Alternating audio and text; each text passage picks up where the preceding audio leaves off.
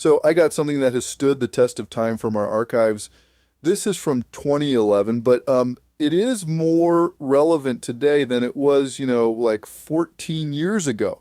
It really, it totally sets the stage for what we're talking about today. Here on Disruptarian Radio, we're going to dive into these words that like were just everywhere, right? And then they kind of got banished, totally, like canceled. And now, oddly enough, they're making a comeback. And speaking of comebacks, like just a few days ago on June 17th, 2025, Dave Rubin, he like made this really interesting statement on his podcast, right? It was titled, Trump Makes Unexpected Insulting Attack on Tucker Carlson at Press Conference. And beyond like all the Trump Tucker stuff, he dropped this cultural bomb. He said, retarded, that word, like it's fully back. Yeah, no, he totally did, right? And it's not like, to be clear, Rubin isn't like advocating for cruelty or mocking the disabled. Not at all. No, he's just acknowledging that in common vernacular, in like everyday speech, the word retarded is just being used again. Like it's largely as a synonym for something ridiculous or nonsensical or absolutely absurd. And I see it too. Like totally. It's just like when I was a kid, right? People are using the word not as a slur against the mentally handicapped, which it's important to note, but as shorthand for stupidity that just it defies logic. It's part of the natural natural cycle of language. Words fall out of favor, sometimes for good reasons, sometimes due to cultural pressure, and then sometimes like they just return recontextualized. It's wild. Yeah. And like to really see how casually that word was used, even just like a decade ago. I mean, we don't have to go far, right? Like, remember that show Shameless, season 3, episode 8? There's a scene where Sheila and Jody and Karen, they visit this so-called retard nation meeting. Like, it was crude, sure, but it aired on a major network, and there was like no social media firestorm, right? Nothing. Oh yeah, no, I remember that. That totally, yeah. It's wild to think about that, right? Now, like, imagine airing that episode, like, for the very, very first time in 2025. I mean, the outrage, like, it would be instantaneous, wouldn't it? It would be like, just like, boom. And it makes you wonder, right? Like, has our culture actually progressed, or have we simply become, more hypersensitive? And even more importantly, like, who decides? Who actually gets to decide these linguistic boundaries? You know what I mean? It's not clear. Like, 1 minute something's totally fine, totally acceptable, and then the next it's completely off limits. It's a minefield. Okay, so Adrian, like staying on this whole like idea of words that have just totally undergone like this bizarre cultural surgery. What about those trans words, like transvestite and tranny, right? They've also seen like a huge shift. Oh man, yeah, absolutely, like totally. This is like a prime example, right? Because I remember the very first time I encountered the word like transvestite. It was from the Rocky Horror Picture Show, the 1975 cult classic, and like back then that word it was proudly like embraced by the cross-dressing and the gay community of that era, right? Like it wasn't considered offensive at all. It was part of their identity. It was who they were, and they owned it. Fast forward though to 2025, and my own kids, like, they tell me that transvestite is now like totally a slur. It's just like out.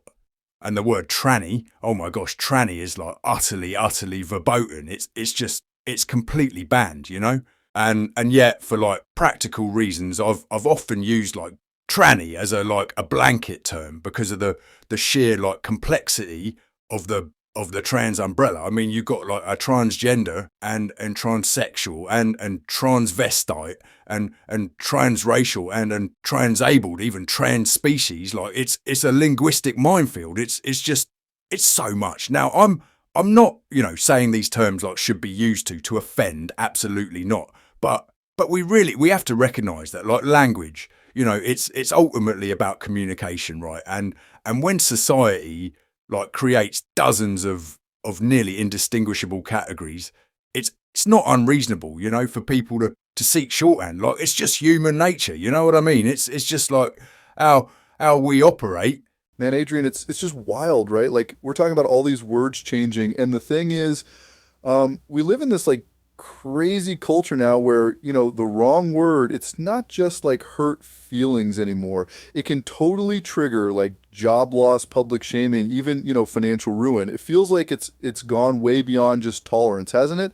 It's more like control. Oh, absolutely, Ryan, absolutely. You've totally like nailed it. It's not just about like trying to be, tolerant anymore. It's become like a weapon.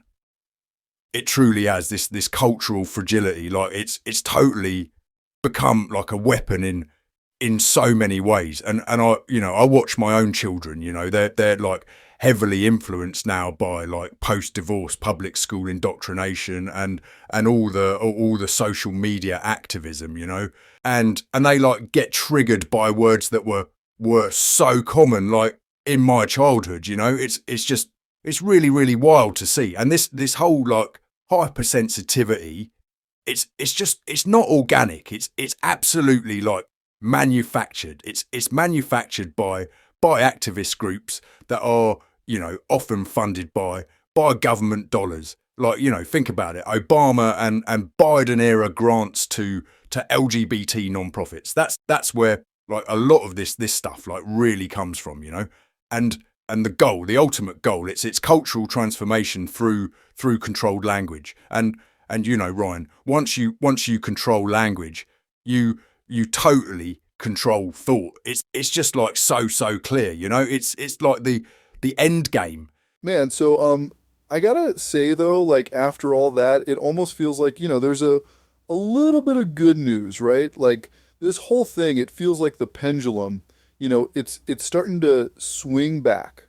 Like I feel a little optimistic about that. Do you see that at all? Oh, absolutely, Ryan, absolutely. It's interesting because we were just talking about the whole idea of like controlling language and controlling thought. But the good news, the really, really good news is the pendulum, it totally seems to be like swinging back. And Ryan, even Dave Rubin, himself, like a gay conservative, he observed this exact same thing. Like people are totally starting to rebel against this linguistic tyranny.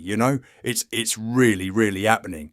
And it's so evident. Like, remember that Tom MacDonald song Buttholes? Like it just immediately comes to mind. He just absolutely nails it in that song. He says, like everything is offensive now, everything is sensitive, everyone is triggered, and they're so defenseless.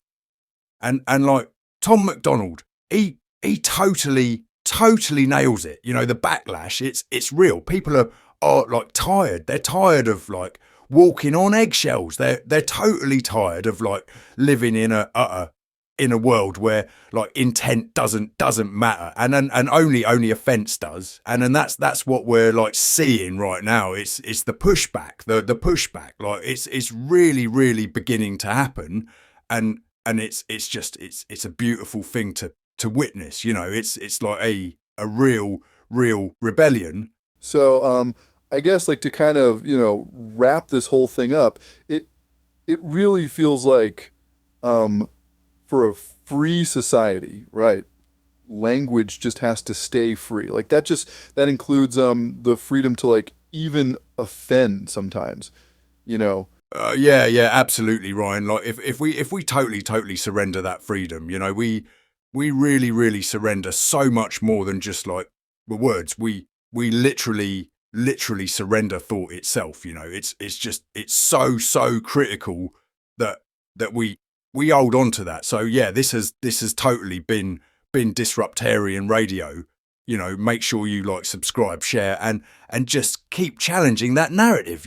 Because if we don't speak freely, like who will, Ryan? Who will? Stay disruptive.